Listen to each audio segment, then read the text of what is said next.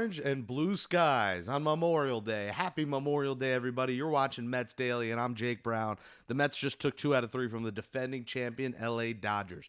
How do you like them apples? Huge series win. Should have been a sweep, but you'll take 2 out of 3 over the defending champs any day of the week. Twice on Sunday. You'll do it twice on Monday in honor of America. Shout out to all our soldiers, everyone who fought for our country. Happy Memorial Day. We salute you. Thank you so much. And thank you for watching. Thank you for subscribing. And if you're not, click it below. Appreciate it. Every thumbs up helps the channel. So give me an Ebert or Roper. Give 2 if you can. Give 1 from your regular and your burner account. Thank you so much. Mets daily memberships launching tomorrow, I believe. So get ready tomorrow for memberships, exclusive content. It begins tomorrow. We can't wait to get that going for so much extra stuff for all you diehards. Thank you so much for supporting this channel. We appreciate it. In the 5 months we've been here, we appreciate the New York Mets for giving us a series win. Despite Friday being a long night, I was one of the few people left in the ballpark there until 1:30. That's why you hear my voice. Long, tiring weekend, but the Mets, and especially the Knicks Sunday night, really making up for it. A really fun series, a sold-out series, and it ended Sunday with Kodai Senga shoving, getting into the 6th inning, giving up 1 run.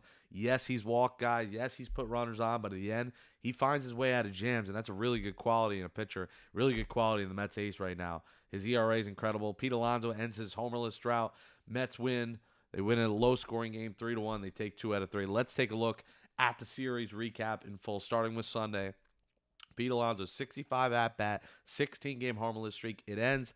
He got the help. You know, the third out could have been made the out before on a ground ball. Soto, and this is what we talk about, hustle. He hustled. He hustled out of the box. He beats it out on the error by Muncy, and then Pete homers. You see what hustling does? I mean, that changed the game. And you should hustle, and it should be a given for a guy making that kind of money. But that was a good sign from Soto. You know, hopefully we don't see any of those non-hustling out of the box again. That was huge. Alonso homers. Bing, bang, boom. Bullpen gets it done. Reed Garrett comes in for the save because Diaz was unavailable after pitching back-to-back. And Reed Garrett, you know, he's a guy that you don't necessarily trust in a save situation, but he made us trust him on Sunday, and his great season continues. Despite a couple slip-ups here, Reed Garrett's ERA is great, and he's been big out of this bullpen. 41,917. I'm telling you, folks, this was sold out all weekend. And I know a lot of times the numbers will be tickets sold and not actually how many people there. This was sold out all weekend. Mob. Friday only, it looked empty because people left during the rain delay because the Knicks were on. They played it on the Jumbotron, which was an awesome moment. I post a lot of good videos at Jake Brown Radio, including blowing up now the Mr. Softy truck on the suite level. It's the only mini Mr. Softy truck in the world. It's a Tesla truck. It's a sick ice cream truck that goes around some of the suites on the suite level. So that was Sunday. Sunday also, the Mark Vientos bobblehead giveaway, which I'll show you in a second. Saturday, the Mets won 5-2. David Peterson. I mean, on a day where the Mets needed a starter to go deep, David Peterson went deeper than anyone else. 7 2/3, 2 runs, 7 Ks. His great season continued. He saluted the crowd, which I love when pitchers do. 41,000, another packed house. Soto, the big moment, bases loaded. I felt it was coming. I took my phone out, took a video, which I usually don't do, but I felt that was coming in that moment. And any other day, that's a grand slam. The wind was howling, blowing in. That kept it in the ballpark off the top of the wall. Huge moment. The negative of that play, Mike Sarbaugh continues to have a really bad season as a third base coach. Just not really aware of just sending guys like a drunken sailor. Haven't loved Mike Sarbaugh. Haven't loved the job he's done. That's my one negative on this coach. I'm not really in the fire Eric Chavez camp. I don't think that'll change much with the Mets runners and scoring position issues. You're not going to fire a third base coach during the season. You just have to live with it. But maybe he'll be a little bit less aggressive sometimes. Also, Starling Marte, 2 outs. Why are you looking at the ball in the outfield? Starling Marte should have been running full force no matter what. Unfortunately, when you're staring at a ball, you slow down, and that changes the game. I mean, Marte probably should have scored with his speed there. Unfortunately, he's not the same on the bases as he used to be. So that's the only complaint from Saturday, but a 5-2 win Saturday in the jersey that I'm in giveaway, Kodai Senga jersey giveaway, which was huge, was a huge hit. Lines were mobbed, and you know, I got to give kudos to the Mets. Sunday, they opened gates at 5:25 p.m. Now, usually it's 90 minutes before, so it's 5:40, 5:45 for a night game. They opened it 20 minutes earlier, and I'm telling you, the difference that it made opening 5:25 was massive. They need to do that every time, especially for these giveaways, because the lines were so much less obnoxious than they usually. Now, they were still packed, but the rotunda lines were not insane because of that 20 minutes. You saw them move quicker the time I got there at 5:45 when they usually open. It was much more subdued. Keep on doing that, Mets. Open the gates early. I know it doesn't sound like a big deal, but when you're one of those people there early and you are waiting in the line, it's not fun. So shout out to the Mets for opening the gates early in that one. And yeah, then Friday was the annoying game of the weekend, a marathon, rain delay mixed in, game 13 innings, went to 1 a.m. The Mets in the 10th, 11th, 12th have all chance of the world, runner at third, less than 2 outs to get them in, and they don't. Luis Angel Acuna, a 3-1 count, should have let a pitch go, made it 3-2, or potentially walk and score the winning run in there. It's just some bad approaches. Torrens double play, that was a killer. They set it up. Walking Soto. You're like, all right, Torrens has been clutch. This is great. All he needs is a fly ball, double play. So I'm not going to go through. I mean, they lost the game, and it set a bad mood for the weekend, and then they rebounded. That's the key. They rebounded.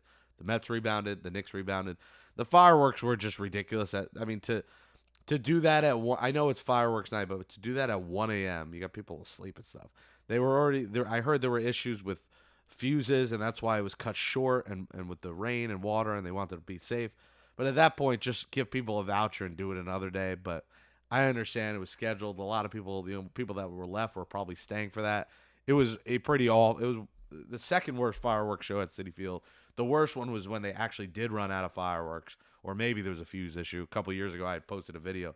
It just ended abruptly, like 4 minutes in. That was similar today. But again, I think everyone wanted it to end. The people that worked there wanted it to end. So, fun weekend at the ballpark. Fun weekend. Here's the bobblehead. Mark Vientos, Swaggy V bobblehead. It actually looks like him, and it has the chain. I'll take it out. We'll do a live showing. The Sanga jersey, it says Sanga Kodai in the back. It's Japanese letters that spells that out.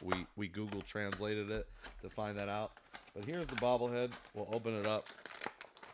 It's a rare one that does kind of look like him, as you can see. He's got the peace sign. You got the wrap around the chain. They're keeping the ice.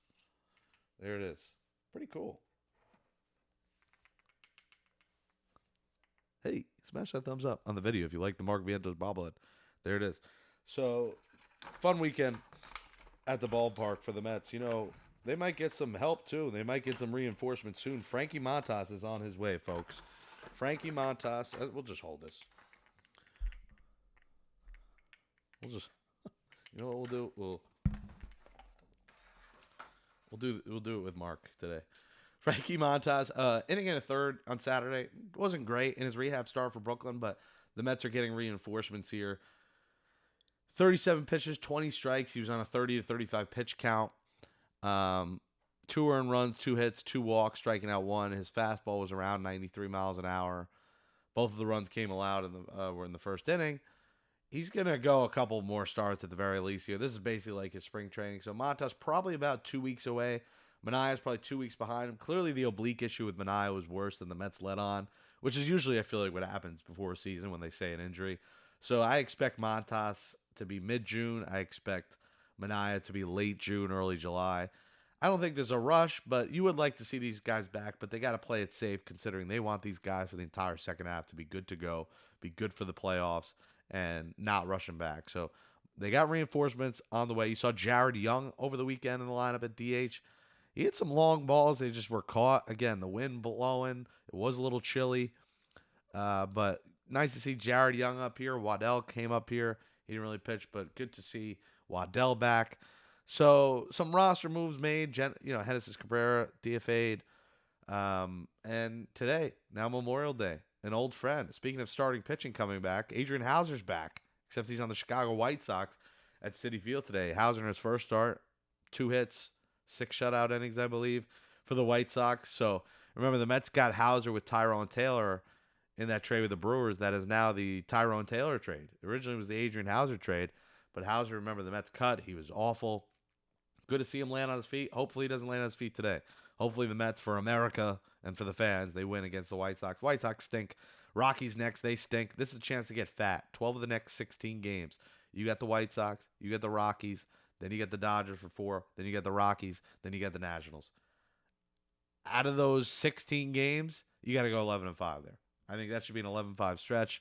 You should take, probably all the Rockies games with how bad they are. You should take at least 2 out of 3 from the White Sox. Hopefully split with the Dodgers. And, that'll get you right there, probably to 11 wins. So easy stretch of the schedule. You beat the teams you should, and you'll be in a good position when the season's over. The Mets are playing good baseball again after a rough little patch, but still, 11 games over 500. And enjoy the series. White Sox, Sean Manaea camo jersey. Here's the Senga jersey. See the 34. So it will be a beautiful day at the ballpark today, so we'll see you there. I got the Jamaican beef patty food review coming as well, so stay tuned for that. We did it with a random lady who was an Angels fan at the game over the weekend. Very fat patty. Very fat patty. Shout out to the Mark Vientos Balba. Shout out to the Mets. Shout out to the Knicks, who are still alive. Orange and blue sky. Smash that thumbs up. Subscribe to the YouTube channel. It's called Mets Daily. You're watching it right now. And subscribe to me at Jake Brown Radio. Follow me on Twitter, TikTok, Instagram at Jake Brown Radio. Happy Memorial Day, everybody. Stay safe out there. Thanks so much for watching Mets Daily. We'll talk to you tomorrow.